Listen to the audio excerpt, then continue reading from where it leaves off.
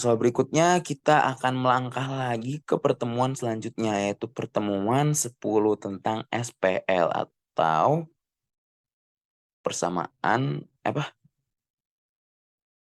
sih? SPL lah. Nah, selanjutnya kita akan maju lagi ke pertemuan selanjutnya yang membahas SPL gitu. Sejujurnya di pertemuan 10 ini materinya tuh nggak terlalu banyak guys. Tentang SPL, tentang penyelesaian tuh sebuah SPL mempunyai berapa penyelesaian, apakah dia punya konsisten, apakah tidak konsisten, punya penyelesaian atau nggak punya penyelesaian. Cuman itu aja sebenarnya. Terus kita juga diajarin cara mencari nilai dari variabel-variabel menggunakan matriks gitu. Yang biasanya kalau kita di SMA, di SMP, di sekolah lah pokoknya kita belajar tuh pakai eliminasi, substitusi kan gitu-gitu ya. Nah, kalau sekarang kita belajar pakai matriks nih, pakai OBD gitu. Di soal ini kita baca dulu soal ceritanya. Ada 3 orang pergi ke pecel lele untuk makan malam gitu ya. Salah satu beli 1 nasi, 1 ayam, dan 2 tahu dengan total harga 22.000. Orang kedua beli 2 ayam dan 1 nasi aja dengan harga total 35.000. Dan satu lagi ternyata dia bungkus nih, beli untuk keluarga-keluarganya di rumah. Dia beli lauknya doang. Lauknya doang 3 ayam dan 4 tahu. Yang total harganya 49.000. Nah, kita disuruh cari harga tiap-tiap tiap-tiap menu gitu. Ayamnya berapa, 1 ayamnya berapa, 1 nasinya berapa, dan 1 tahunya tuh berapa harganya gitu kan. Nah, kalau pakai eliminasi dan substitusi, aku yakin kalian udah bisa gitu. Nah, kalau sekarang kita pakai metode yang pakai matriks dan OBD gitu. Caranya gimana? Pertama, kita tulis dulu nih persamaan-persamaannya. Kita anggap X itu ayam, harga ayam. Enggak, jumlah ayam maksudnya. Enggak, harga ayam. Sorry, maaf. X itu harga ayam, yaitu harga nasi, dan Z itu harga tahu. Berarti si orang pertama yang beli 1 ayam, 1 nasi, dan 2 tahu, kita tulis persamaannya dengan seperti ini. X tambah Y tambah 2Z sama dengan 22.000. Orang kedua 2X tambah 3Y sama dengan 2X tambah Y sama dengan 35.000. Dan pesan orang 3X tambah 4Z harganya 49.000. Nah, setelah ada persamaan-persamaan kayak gini, kita rubah ke bentuk matriks. Bentuk matriksnya kayak gimana? Bentuk matriks itu kayak begini. Sabar guys. Nah, matriksnya bakal jadi kayak gini nih guys. 2 1 0 3 5 1 1 2 2 2 3 0 4 4 9. Gini. Sorry. Tadi aku ada salah. Anggap aja S12-nya nggak ada ya, karena awalnya aku emang bikin persamaan satu dulu di sebenarnya sama aja sih, cuman tadi karena aku nulisnya persamaan satu di pertama ya, persamaan dua ini yang 1 1 2 2 2 tuh awalnya aku tulis di pertama ya, tapi di sini aku malah bikin di kedua gitu. Itu sama aja, cuma tinggal ditukar aja sih. Jadi cara nulisnya itu adalah dengan menulis setiap koefisiennya gitu, koefisien dari setiap variabel. Berarti yang tadi X itu ayam, yaitu nasi, dan Z itu tahu, kita tulislah. Berarti kan 2 ayam 1 nasi, berarti pesanannya si Luke kan tadi kan, pesanan si Luke harganya 35.000 tuh. Berarti 210 0 itu berarti kan dia nggak beli tahu gitu. Berarti dia beli 0Z gitu. Anggapannya gitu. 35. Anggap 35 itu 35.000 ya. Jadi sama aja. Terus yang baris kedua ini berarti persamaannya si Ella. Dia beli 1 nasi, 1 ayam, dan 2 tahu. Balik. 1 ayam, 1 nasi, dan 2 tahu. Sama aja sih. Berarti 1, 1, 2, 22. 22 itu total harganya. Terus persamaan yang ketiga, itu berarti pesanannya orang ketiga tadi, Nurul. Dia beli 3 ayam dan 4 tahu tanpa nasi. Berarti nasinya 0. Itu biayanya 0. Dengan total harga berarti 49. Matriksnya seperti ini guys. Ditukar tadi karena aku ada salah nulis. Terus caranya untuk mengetahui harga tiap-tiap tiap-tiap menu, berapa satu ayam, berapa satu nasi, dan berapa satu tahu, berapa satu X, berapa Y-nya, berapa Z-nya gitu ya anggapannya. Kita rubah dulu matriks ini jadi matriks segitiga atas. Gitu. Kita rubah dulu nih. Nanti aku bakal jelasin kenapa. Oke? Kita rubah dulu matriks 112, 21, 0, 3, 0, 4 ini jadi matriks segitiga atas. Tentunya karena ini digandeng gitu ya. Ini kan gandengan ya. Karena ini digandeng dengan matriks hasil, matriks apa total harganya tadi 22, 35 sama 49. Matriks yang gandengannya ini juga harus ikut berubah sesuai dengan OBD yang kita pakai gitu. Sama kayak yang kita lakukan pas kita menggandeng matriks A dengan matriks matriks apa? Matriks identitas gitu untuk merubah matriks A jadi matriks inverse. Matriks B tadi ya. Itulah. Nah, caranya gimana merubah ini jadi matriks segitiga atas? Pertama pastinya 2 sama 3 kita harus ubah jadi 0, ya kan? Karena ya matriks segitiga atas cuman elemen-elemen di diagonal utama dan di atas diagonal utama yang bukan 0. Slide-nya 0 gitu. Berarti 2, 3 sama 0 ini harus 0 gitu kan. Gimana cara rubah 2 dan 3 jadi 0? Berarti kita pakai baris yang pertama aja gitu. Karena baris pertama udah 1, gampang nih. Tinggal 1 dikali min 2 dan 1 dikali min 3. Biar 2-nya jadi 0 dan 3-nya juga jadi 0 kan. Berarti pakai apa? OBD. OBD-nya apa? OBD-nya E21 min 2 sama E31 min 3. Berarti 1 kali min 2 berapa? Min 2. 2 tambah min 2 jadi 0. 1 kali min 3 min 3. 3 tambah min 3 jadi 0. 1 kali min 2 jadi min 2. 1 tambah min 2 jadi min 1. 1 kali min 3, 0 min 3 jadi min 3. Selanjutnya juga sama, 2 kali min 2 jadi min 4, 0 min 4 jadi min 4, 2 kali min 3 jadi min 6, 4 min 6 jadi min 2. Terus yang awalnya 35 berarti 22 dikali min 2, 4, min 4, 4, 35 min 4, 4 jadi min 9, 22 dikali min 3, apa? 22 dikali min 33 jadi min 66, 49 min 66 jadi min 17, dan berarti udah kayak gini kan, sisa min 3-nya kita harus ubah jadi 0 gitu.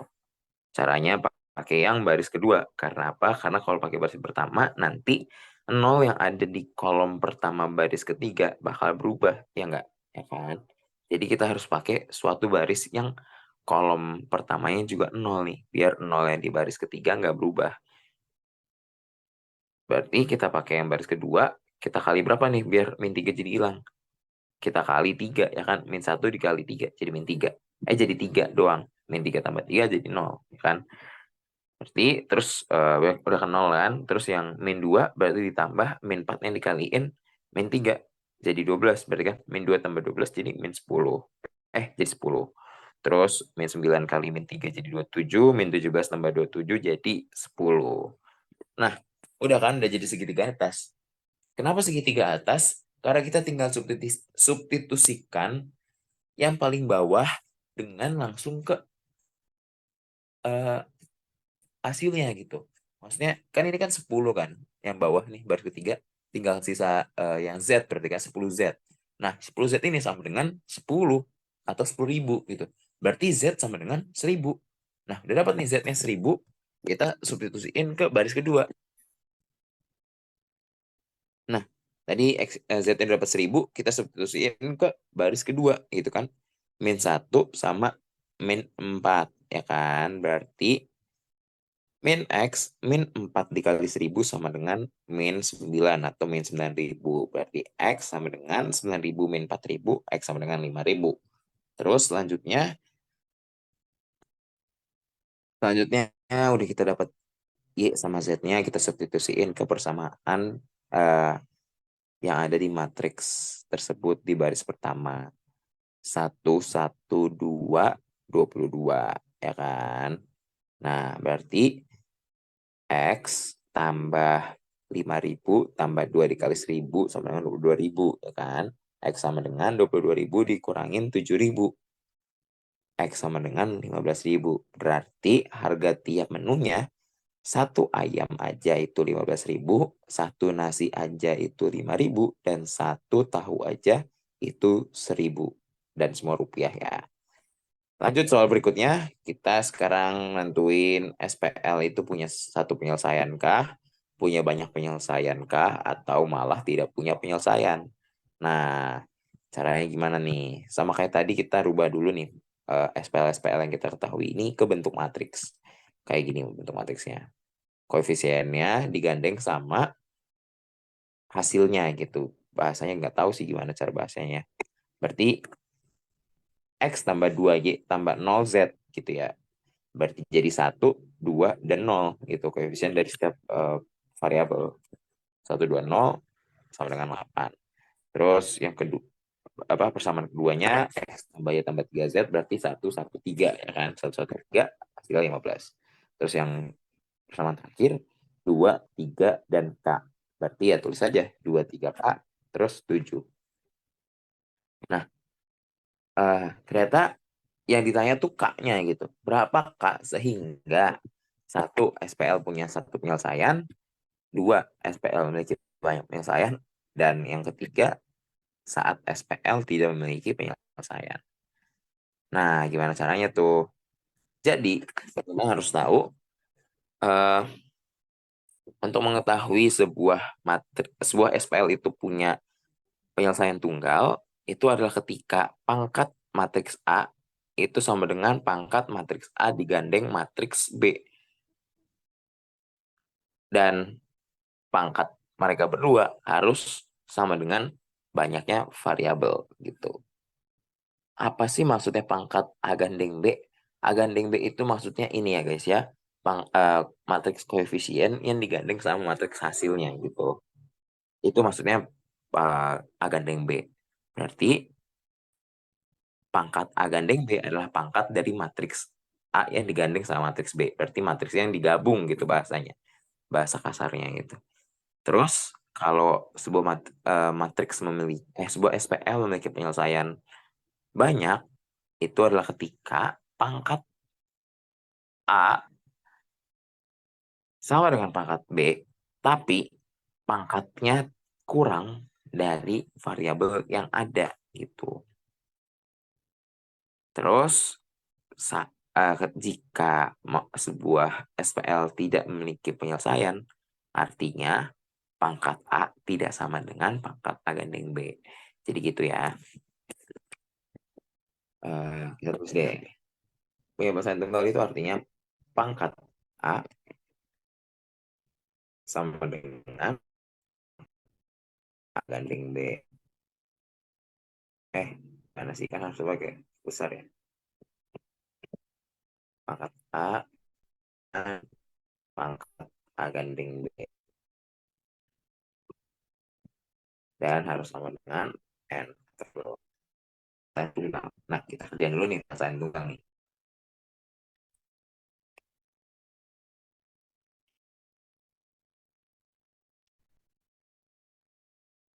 Oh, dia jadi 4B artinya dan harus sama dengan variabel artinya mereka semua harus berpangkat 3 ya enggak. Nah sekarang kita coba lihat pangkat matriks A-nya aja. Matriks A-nya aja berarti kita tutup dulu nih, kita tutup uh, yang B-nya gitu, kita tutup berarti yang ini aja, kita perhatiin yang ini aja. Sekarang kita lihat oh iya belum guys, pertama kita harus ubah ini jadi mirip segitiga atas gitu, atau sebenarnya bisa dibilang eselon baris sih sebenarnya, cuman ya gitu. Kita rubah dulu jadi mirip segitiga atas jadi kayak gini nih. 120 0 min 13 00 kami 3. Karena semua segitiga atas itu udah pasti eselon baris guys. Oke. Okay? Kalau udah segitiga atas itu udah pasti eselon baris. Nah, sekarang lihat baris yang terakhir, baris ketiga. Untuk biar matriks A ini kan matriks A ya. Apa? Sorry. Ini matriks A kan? Ini matriks A. Untuk matriks A ini punya pangkat 3, artinya baris ketiganya matriks A ini nggak boleh 0 semua, ya kan? Artinya K min 3 ini nggak boleh sama dengan 0, ya nggak? Iya dong, karena kalau 0 berarti pangkatnya 2. Nah, berarti biar K min 3 tidak sama dengan 0, K-nya berapa?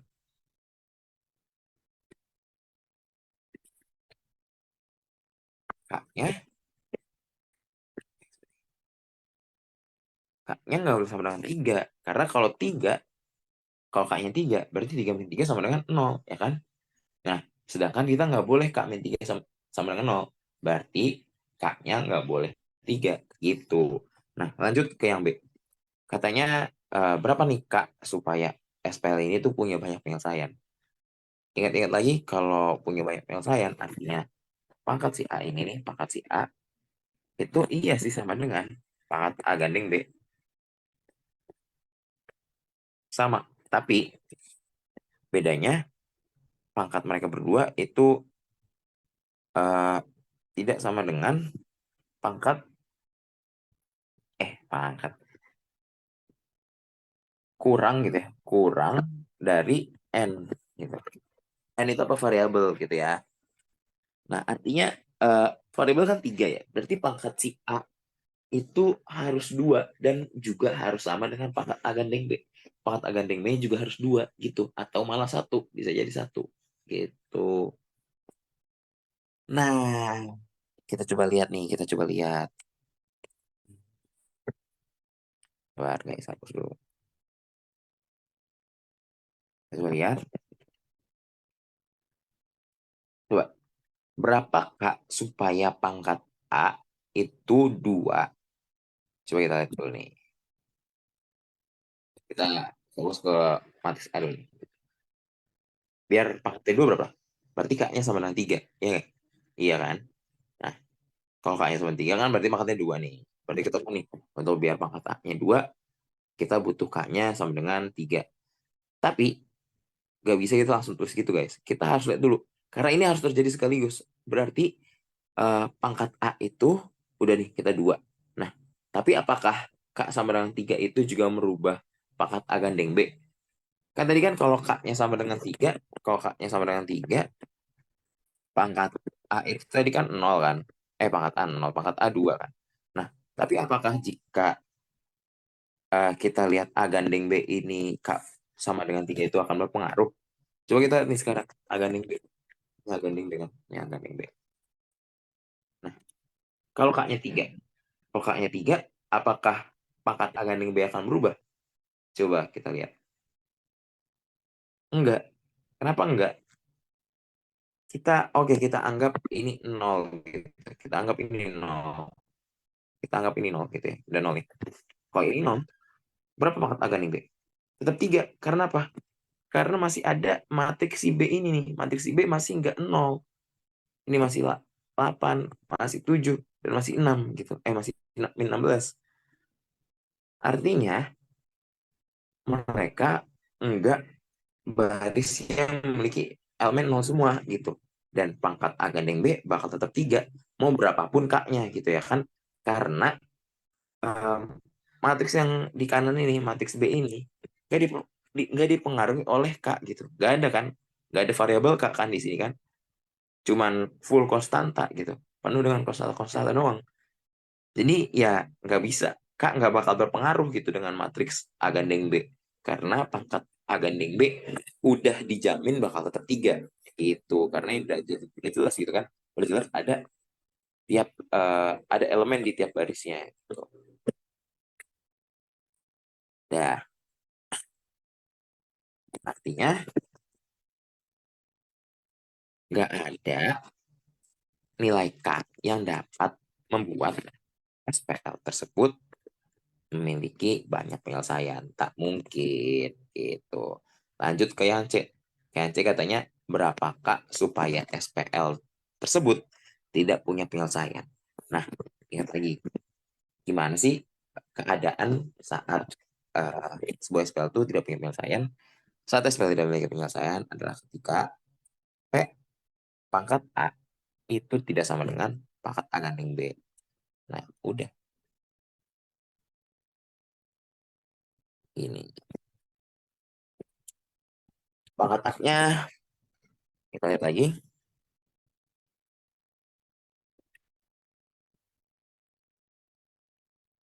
Berarti berapa nih Kak supaya pangkat A tidak sama dengan pangkat A gandeng B? Saya tadi udah ketemu tadi pas kita lagi cari yang B. Coba kita K-nya 3. K-nya 3. Biar K-3 itu jadi 0 gitu ya. Nah, kalau K-nya 3, K sama dengan 3. Berarti ini jadi 0 gitu kan. Ini jadi 0 nih. Anggap ini 0. Oh ini 0. Berarti berapa pangkat A? 2. Pangkat A-nya 2. Nah, lihat pangkat A gandeng B.